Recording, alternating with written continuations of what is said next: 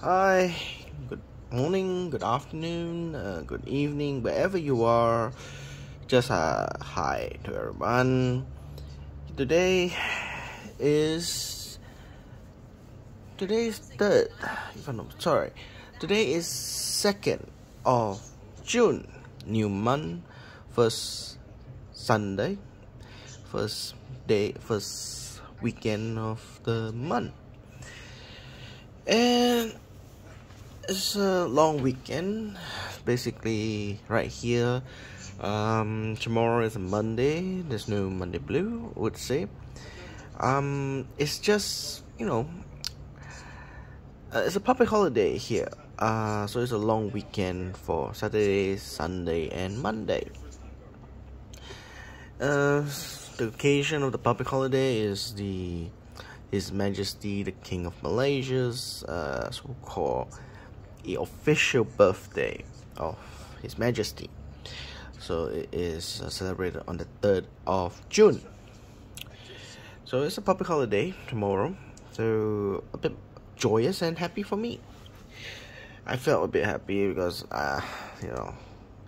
you're able to relax a little bit more longer in the weekend before the working day starts. And today is a bit more joyful. You feel a bit different because you don't need to have a pressure that I have to go to work tomorrow.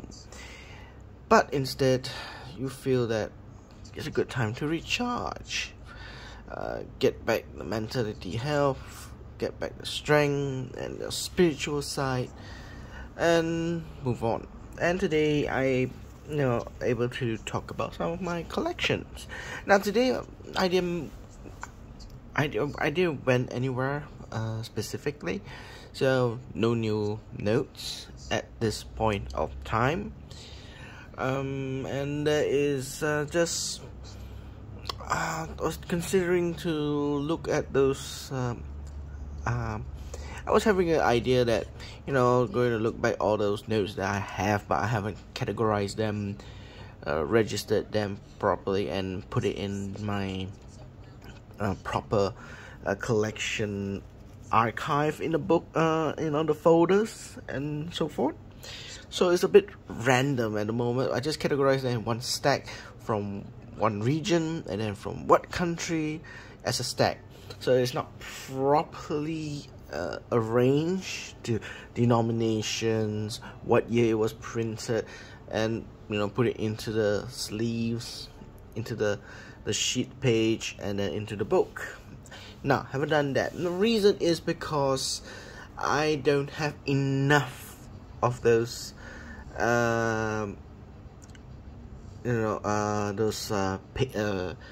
pages, sheets. I don't have the 2 slots, I don't have the 3 slots.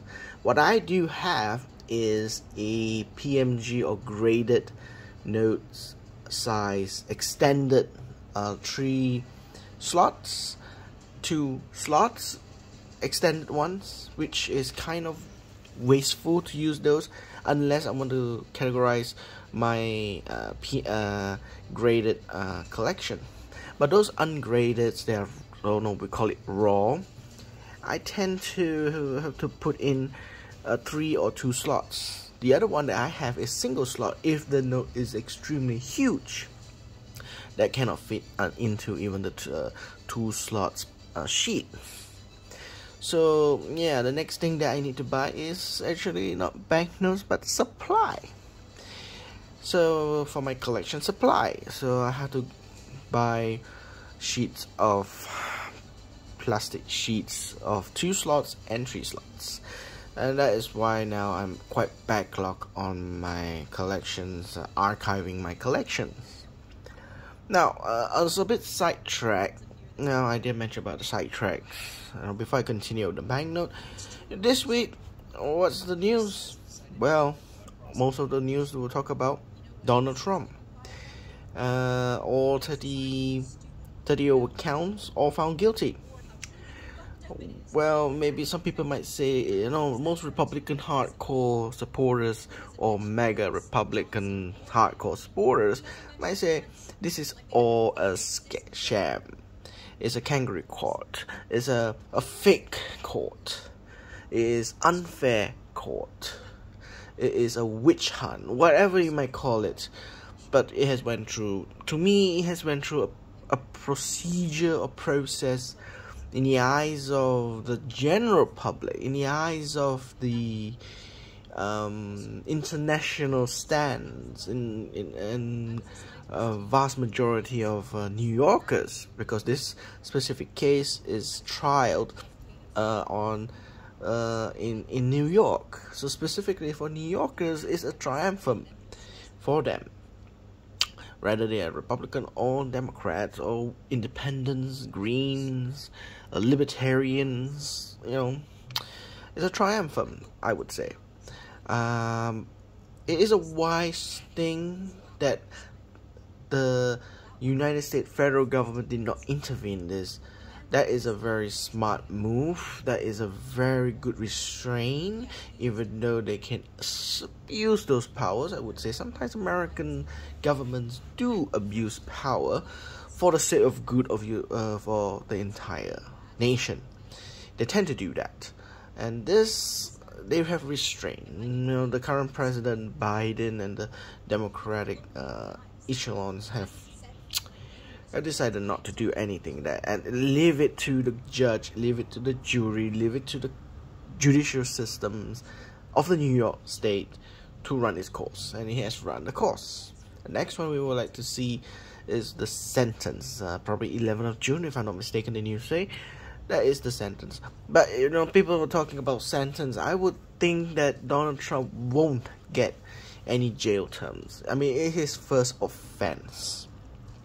If a judge is fair, I think it will have immense, probably he has a huge fine he has to pay as a compensation, or community service that he needs to do. But if he wins the election, everything of this will be postponed until he's completing his duty as the president. If on November 11 general election, the public has give support to Donald Trump as the next president, most of these punishments or fines would be postponed until he completes his duty as the president for the next 4 years, until the next election. I don't know whether he will run the next election, because judging for me, I think he would run as a third-term president.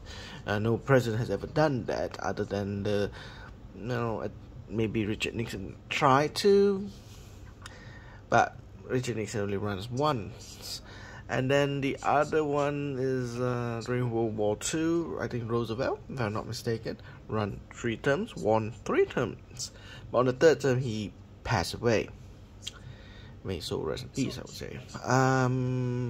Yeah, so that's the juggling part of the United States news. Donald Trump was found guilty, being the first former president or someone who held a position as the United States president, to be charged and convicted as a felony in the state of New York. I would just say that way. It's a historical event. People will remember this. Our grandchildren, our future generations will record it in history. In 2024, former President Donald Trump, was convicted as a criminal, a felon. It will be a great history would see in the future. Will people recall 2024? Anyway, other than that news, another sidetrack news is, I was quite surprised, is South Africa's general election.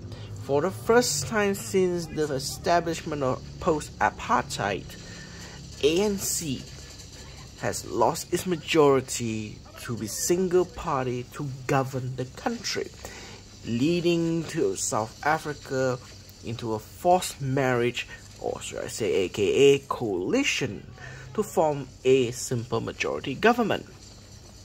Either he's going to form with Jacob Zuma, the former ANC political party factions, or they're going to go for the radical side, the EFF. I will always say that they are a very radical party and ideas, similar to Robert Mugabe's idea, I would say. So it's a very risky for ANC now. They have to go into forced marriage. If they will go to more practical, I would say if they want to go pragmatic, focus on economy, security, and all the basic civil needs where the community, the citizen needs, jobs, healthcare, education. ANC should carry out to have a marriage, a forced marriage with the Democratic Alliance, the DA party, I would say. Although a lot of people might think that DA party is like a apartheid remnants of a pro-apartheid people, where it's run by white men or the Boer people. But I think they have proven themselves that they embrace the future already. It's just the image spectrum that needs to be convinced. Now, the reason why I want to tell myself in the future, why am I so fascinated of South Africa general election? The world don't talk about South Africa a lot. South Africa have elections, so what? They're not important. But South Africa has somewhat reflection on what Malaysia, my country, had similar case event. Although the cases like they are much more different, but it still had lingered the same action cause. African blacks and African whites, post-apartheid racial issues. Similar in Malaysia, we have much more balance. We have the majority, the Malay, we have the minority, the second majority would be the Chinese, and then the Indians and the natives. So we had a similar case like Africa. What Africa now experiencing is a similarity to what Malaysia experienced our last general election in 2008, when the major political party that has governed the country for more than half a century, suddenly they lost their majority and engaging into a forced marriage or coalition with another political party to form a simple majority, which is their former enemy. Their so-called rival. I won't say enemy, the rival of the side of other political party. So South Africa will be entering in such a position. Either they work alongside together for the next 5 years, or there will be chaos and it will call for another general election, which costs money and waste of time for the citizens. So we'll see how it goes from there. It is still a current news and it's still running. We don't know who's the government would be, who's going to be the president, because nothing has been negotiated and finalized. So that's it for the major news for today. Back to collection of banknotes. So today I'm just going to go through something a little bit different. We're not talking about archive, we're not talking about new banknotes I just bought for today. This is mostly all the unarchived notes. And I'll just run the course until a certain period of time. I will just stop, and then probably will continue the next in probably tomorrow, since tomorrow's a holiday. Probably I'll continue part 2 tomorrow. So here we go. And I'm just going to go through this. Is very impromptu. Whatever I see from the top of my collection, like so, like cards. There's a lot here of collections here. So I don't know what is already inside here. It's been a long time I haven't touched this. I have been put this in a box, categorized that box as unarchived, yet to archive. But so let's go through one by one and we'll see from there. It will be a surprise even for me. Some of them I might have not seen it for many months, which I could forget. And that's the reason why I had this video, so that I can rewatch my diaries or my collection to remind me what I've missed or what I've forgotten. The first one is a fantasy note, but one of the very beautiful fantasy note that I would buy. Normally I don't buy novelties or fantasies or souvenir bank notes, Well, so long they have a very valuable price tag on it. One of the good examples that I would prefer to buy a fantasy note, which I see, is this one, like this one, a Disney dollar, because Disney dollar is a fantasy note, only legal tender in the amusement park. Now it's no longer legal tender. To get a $10, this 10 Disney dollar, you have to pay 10 US dollar. So it is a kind of the stability of the currency value is 1-to-1. 1 Disney dollar is equivalent or pegged to the US dollar, to 1 US dollar. So 10 Disney dollar is equivalent to 10 US dollar. So by right, this is about 47 ringgit face value. But of course, it's now disbanded, no longer in use. So it's just a collection purposes note. This one particularly, this 10 Disney dollar, I look at the market price is hovering around 600 to 700 ringgit in eBay. You can find it in eBay. They're hovering around that position. Among all the 10 Disney dollars, this is the one of the most expensive. It's called the Simba. It's called the Simba 10. So because of having a Lion King Simba, and it's the only $10 Simba appear, and is one. Normally they don't put a portrait of other characters other than the main characters like Mickey Mouse, Donald Duck, Minnie, those Disney main characters. These are all secondary characters or third category characters. So Simba was a very favorable at that time to be on these note, and being $10 is very significant and very valuable because of its limited quantities. Yeah. For my information, I actually have got this one, and I got another one when I was a kid. I went to LA when I was a kid. My father, it's a vacation for me, or holiday we call it, not vacation. But we went for a holiday in California. I went to Disneyland. I saw these notes I wanted, and I got it. So I had one that on the day in 1997. This note was produced in 1997 series. Yep, it's written here. I got two. One is that one at the day that I got it from 1997 when I went to LA to Disney theme park and got it. This one I got it from the auction house. Yep. So I now got two. So I'm considering to sell one of them to engage in profit. That's right. So that's the reason of fantasy note issue. So let's go have a look. This is a fantasy note by a very popular, I would say a popular graphic designer. I know his first name is Yuri. I forgot his back name is what. I think it's Birchin. I'm not too sure, but I know his front name is Yuri. So he's signed as a treasurer. This is his signature. It's here, Yuri something.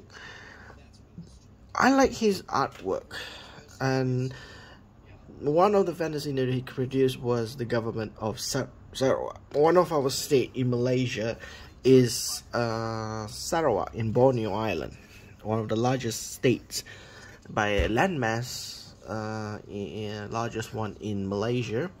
So he produced a so-called essay note and a specimen.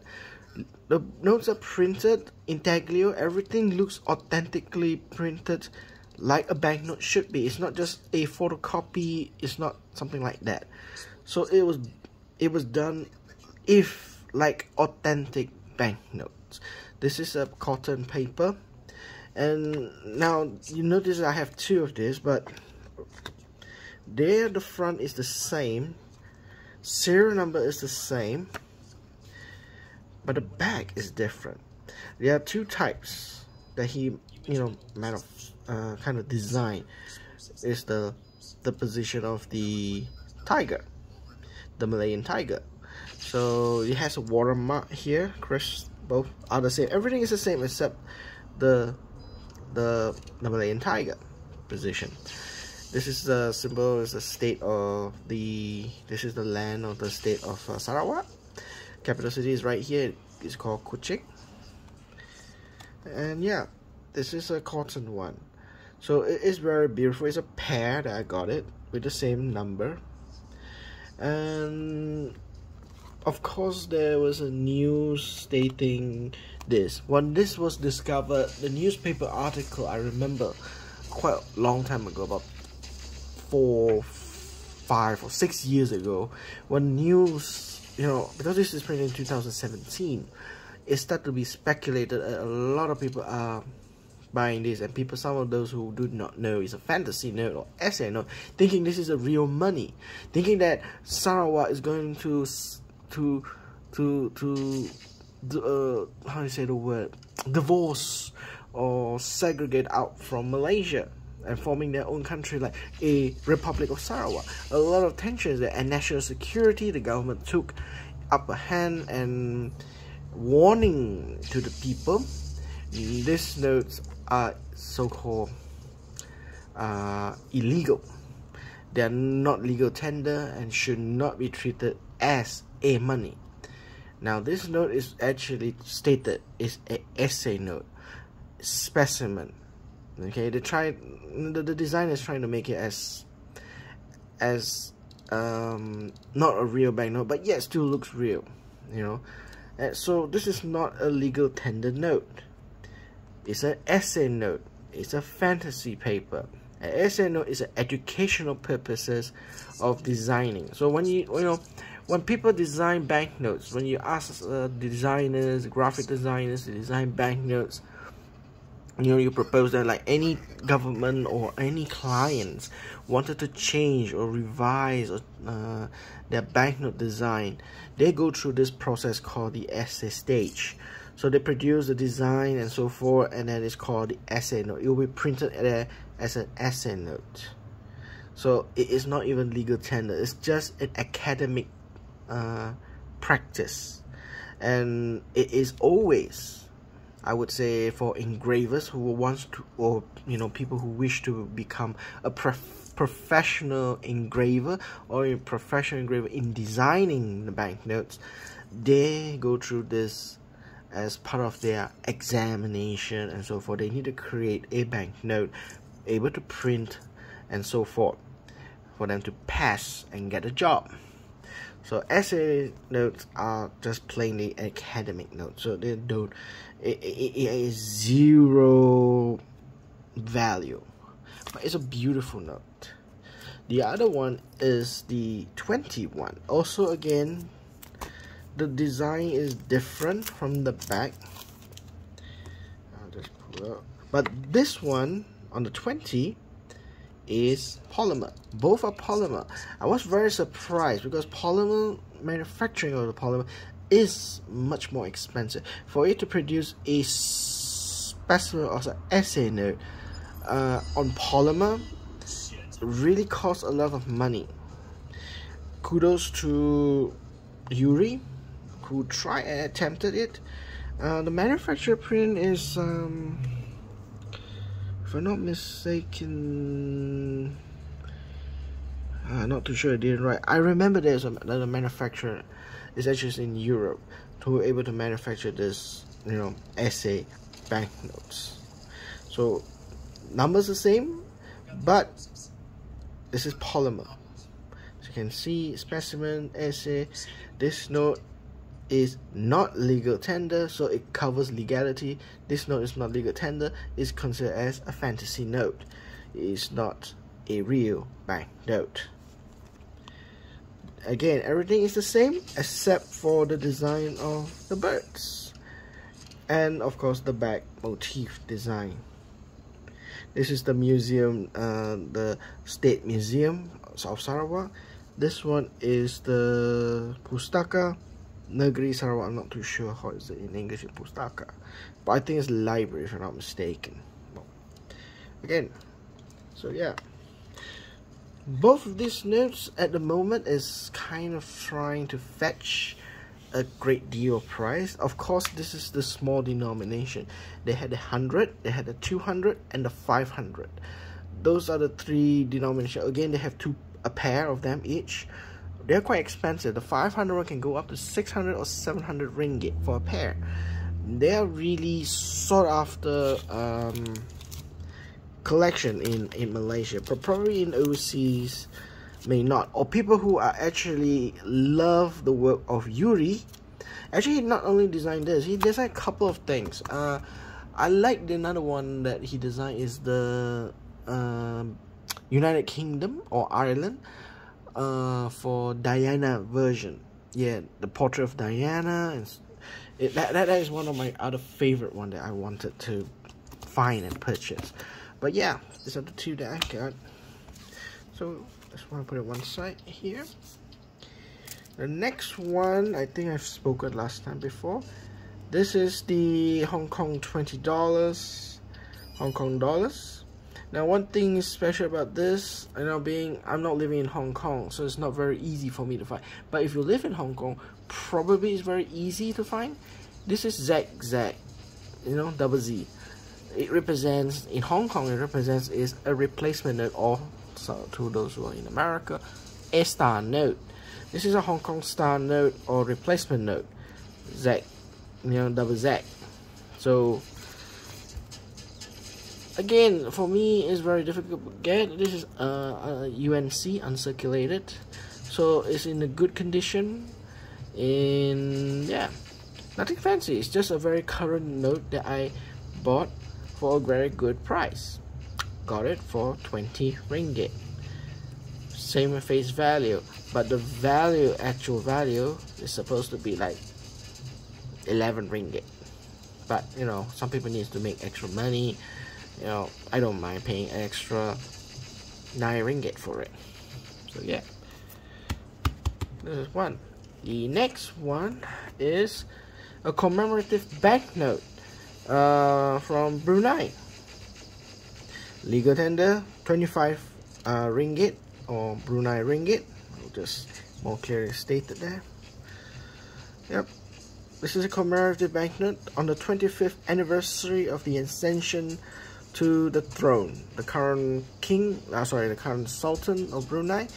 Yeah, this note was produced for that purposes, for his as a commemorative banknote for his coronation. Ascending to the throne in Brunei. So that's it about this one. Nothing special about that. Yeah. It's a clear picture. A clear picture here. Yeah. Alright. Next, what I have here. This one. Next is this. This is the Board of Commissioner of Currency during the Malaya and the British Borneo after the Second World War. So this note is printed in the first and issued on the 1st of March 1959. This is one of the few notes that they when the one after the Second World War, the British came back to Malaya and all its colonies in Asia, and they decided that in Malaya they want to reorganize the governing structure of Malaya, and to prepare them for the future of nation founding, which is the Federation of Malaya, combining with the British North Borneo and Sarawak. And one of the ways they try to attempt to unify them into a single system or single entity is shown here. Malaya and British Borneo. There was an attempt to do it, and those days they are still have English. There's no Malay. Of course, in those days Malays are written in Jawi, one of the calligraphy writings for the Malay community. Of course, the Malay language itself, or Malaysian language, has been Anglicized, I would say. Anglicized it, where we use all the A to Z alphabets into writing system for the Malay language. So a lot of people have forgotten how to write in the Arabic calligraphy. They are not Arabs. This you know, if you ask an Arab try to read this, it makes no sense. You know, it makes no sense. You know, it's the same thing like English alphabets and French alphabets. They look the same, but the spelling, the words are different. Similar case as it is. Same thing like the Arab language, the Urdu, and the Farsi. They look the same, but they want the writing out. They can't read. They're totally different. It's like English trying to read French, the French trying to read German, the Germans trying to read English. They're totally different. So there's the same concept there of how languages gone through. So this is actually $1. See at the back, there you go. And at that time, Federation of Malaya was already formed from all the states that have like. We have couple of states. I don't have a note to show that there are few states below here. There are actually a lot of states, but once the states united, they become Malaya. So this is the crescent shield for the state of Malaya. This is a state for Sarawak. This is for state, if I'm not mistaken, this is a state for Singapore. This is for Brunei, and this is Sabah. So all supposed to be under one banner of the Currency Act. That all the states will use this as legal tender and should be this. You know, it's an attempt to try to unify them into one system, one governing structure in this region. So. And this kind of banknotes, my father would use this when he was a kid. As even though $1 at that time is very big money, you know, comparing to US dollar, you know, if you used to live in those days, if you're holding a like, you know, experiencing the same feeling that $1 is a lot of money, it's almost equivalent the same value like in US dollar. You're carrying a $10 in your pocket. Now this feels like $10 or $20 in your pocket, because well, my parents told me, both my mom and dad validated it, is that those days things cost, you know, food costs just like 1 cent a bowl of noodle, 2 cents a bowl of noodle.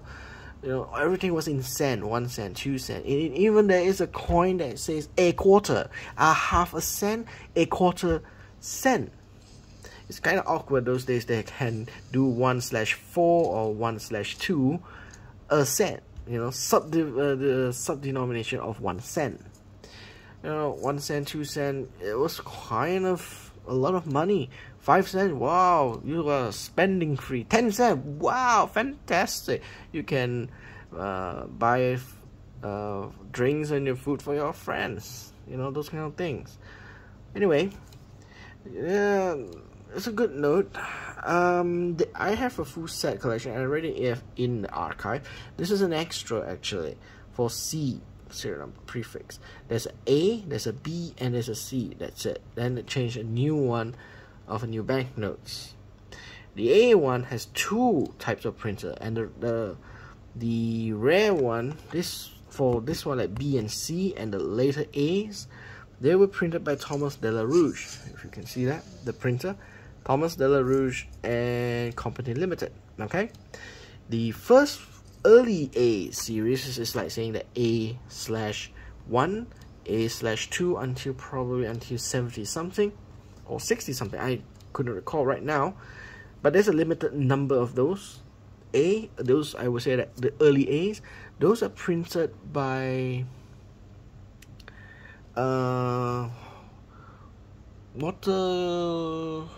Waterloo, if I'm not mistaken, Waterloo and Son printing. That is the very expensive one. Is in a good condition. This one, they might cost very cheap, probably around $100 to $200, depends on the condition. Okay, next something is graded and came back on. I actually didn't buy this. I got this for free. There's two of those.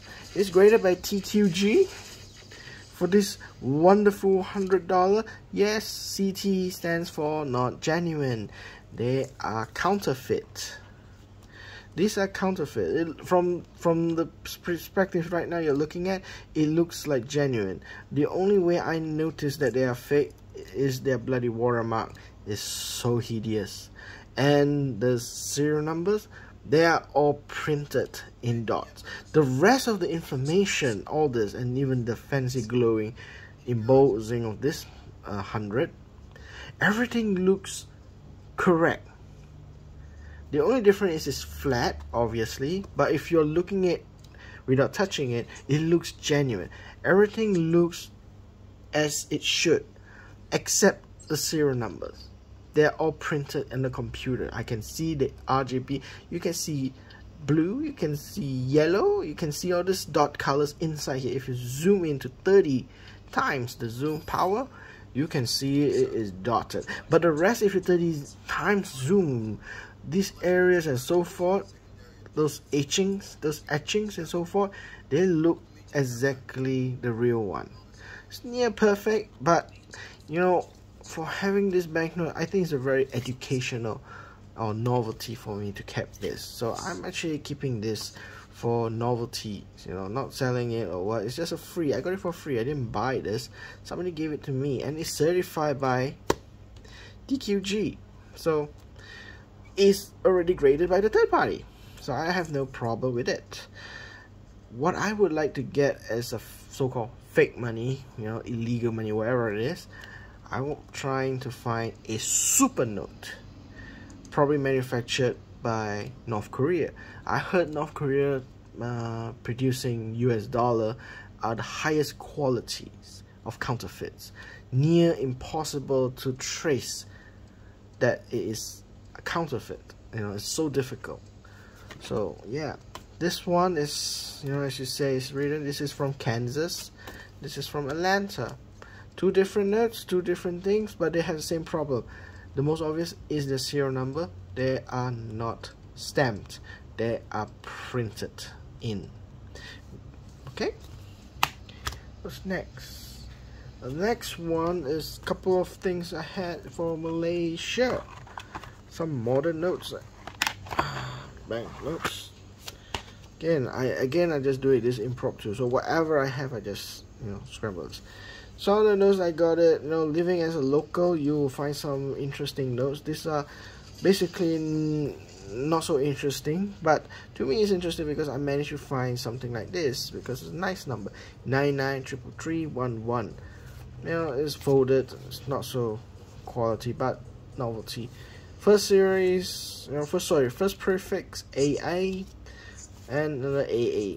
You know, it's quite difficult to find AA, you know, unless you buy a real one, which is, I mean, genuine from a hobby shop or the traders in the flea market. They can fetch a lot of money. But this one I just got it from, you know, from restaurants and so forth. So they're badly worn, but again, just keeping it for fun. Who knows, probably in the future I might donate this to kids who wanted to inspire to collect notes. Just give it something, a gift. This one is the EM. I think it's a serial number, if I couldn't remember. I think I played with a serial number on this one. And this one, 10 ringgit number. Interesting number, as you can see, is EB700570. It's not a radar, but it's a repeating kind of sequence of the 700. Break by 5. This one is, again, this is a regular note that I got. I don't have, it's because the signature. This is Samsha Ali.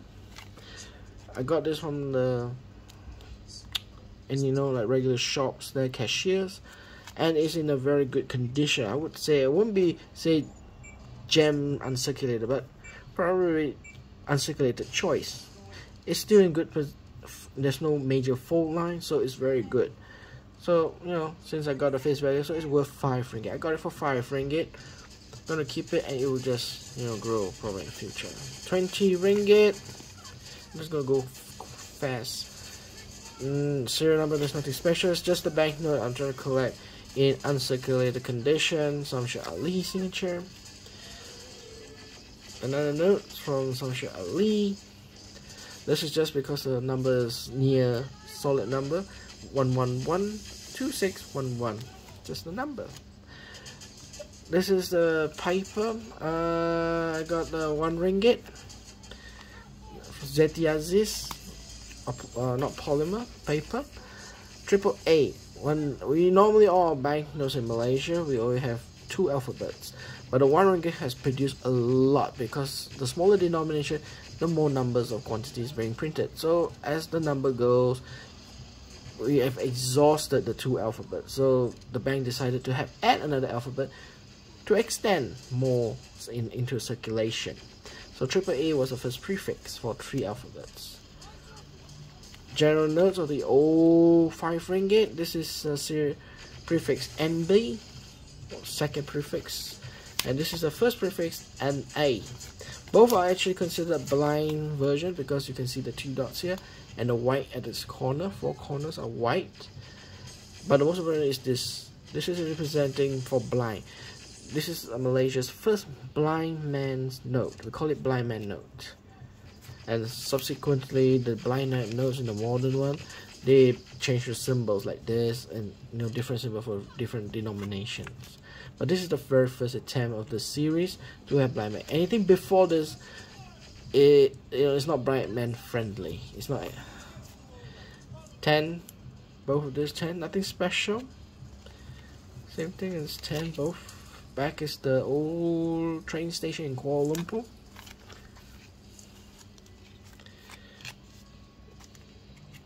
Now, all the old banknotes in Malaysia, most of it you'll find it at the back.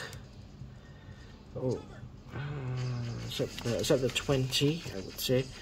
But mostly on the other notes that you can see, they will have a printing name of the company, Thomas de la Rouge, and so forth. In Malaysia, in those days, we don't print our own notes, so we print by Thomas de la Rouge. Some of them from American Banknote, Canadian Banknote, Wilkinson, Gabeck, the German company, all have been commissioned. So most of the notes of the old Malaysia's banknote, you'll see notes behind, reverse side, and they will see titles below. Mostly there is a title for the company's name. And this is the 20, the old 20, the old 50. Like this, for example, this is printed by Canadian Banknote. Same another 20, this one. Canadian Banknote. Yeah, that's the old 1 ringgit series. This is printed by Thomas de la Rouge. You can see that, Thomas de la Rouge. The old 50. I see this one. This one is printed by Thomas de la Rouge. This is our National Museum. This is actually our national monument, similar to what United States has. The national monument where the Iwo Jima conquest, the Statue of the Liberation, so forth. Malaysia has one of its own. This is an event where we defeated the communist guerrillas, so protecting the country from communism.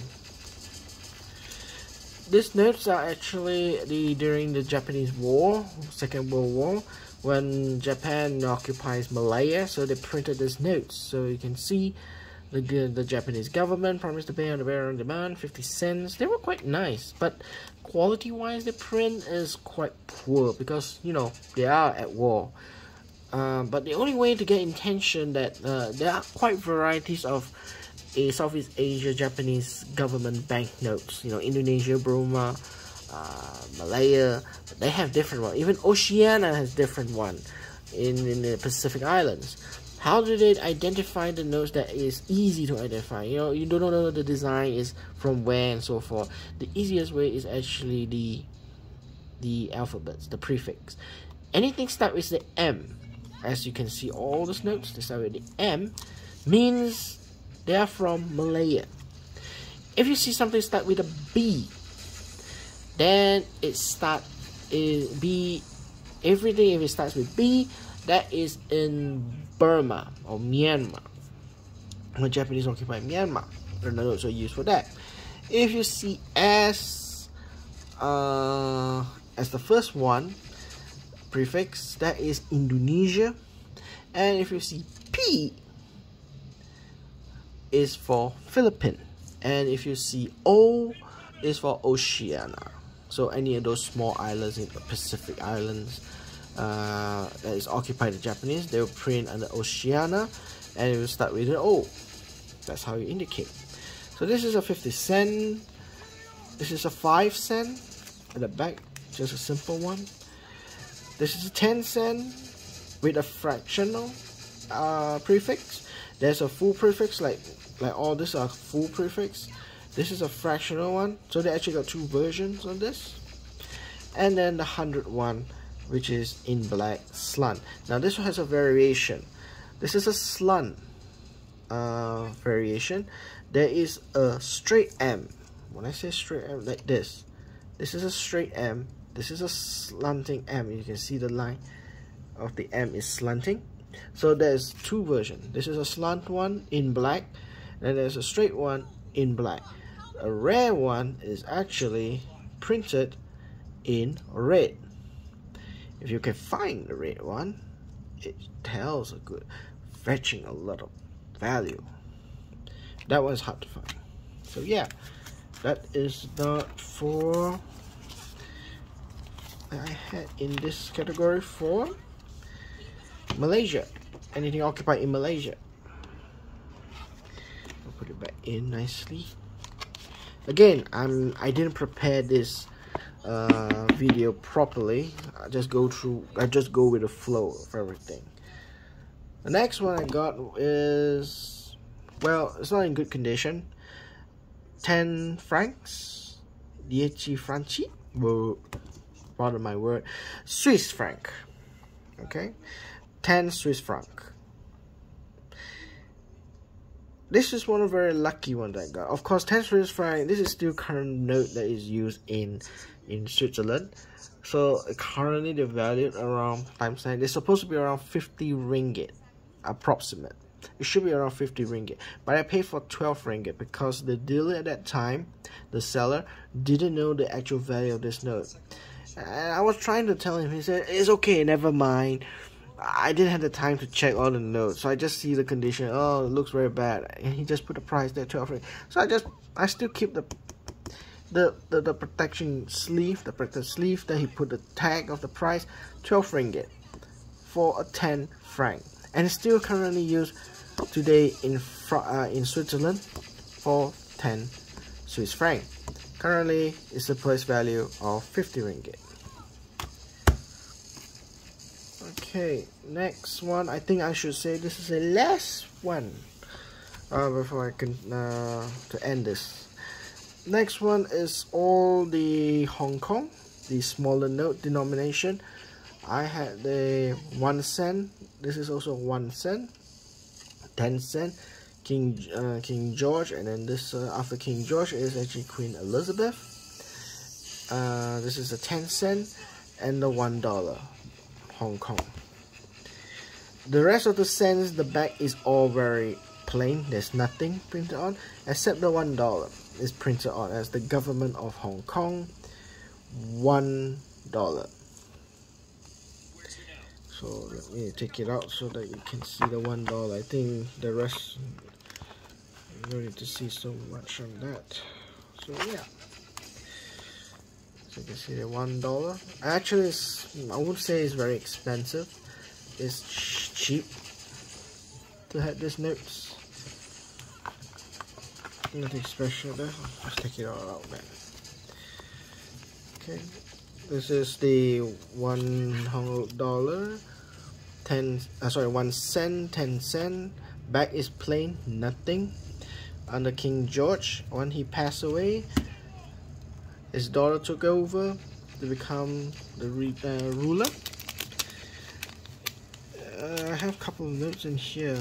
I think they are different or the same. Now this one has a few varieties, the signatures. So yeah, but mine is all the same. These two are the same and the other one is different. So there are actually, if I'm not mistaken, there are 5 or 6 variation on this. No, those days the honkies would use this a lot. So this is actually printed a lot. 1 cent, because those days even 1 cent, you know, as I say, you can buy a bowl noodle for 1 cent. So even in Hong Kong, it's the same scenario. It's very rare you'll see something like this, like 10 cents, or even you carrying in your wallet at that time $1 is pretty rare for any commoners at that time to possess such denomination. So yeah, okay, let's put it back. Okay, I think that should run almost an hour already, so yeah, I'll stop here for now. There are more to come. I'll do this tomorrow. I'll do this tomorrow again as a part 2, so this is part 1.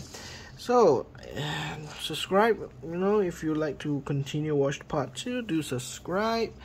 If you like the video, please give me a like, and if you have comments or add any information, you know, I always believe information is sharing is the best part in having a greater knowledge. You know, sometimes I may be I do mistakes, you know, sometimes I get information, correction, you know, I accept it. You know, finding out, you know, getting accurate information is the best thing to do, is, you know, communicate. So I hope that this will continue, so forth, and I hope you do enjoy my impromptu videos. Most of my videos are all impromptu because they are basically for my personal usage. Anyway, thank you for your time on watching, and hope to see you again tomorrow. Good night and good day.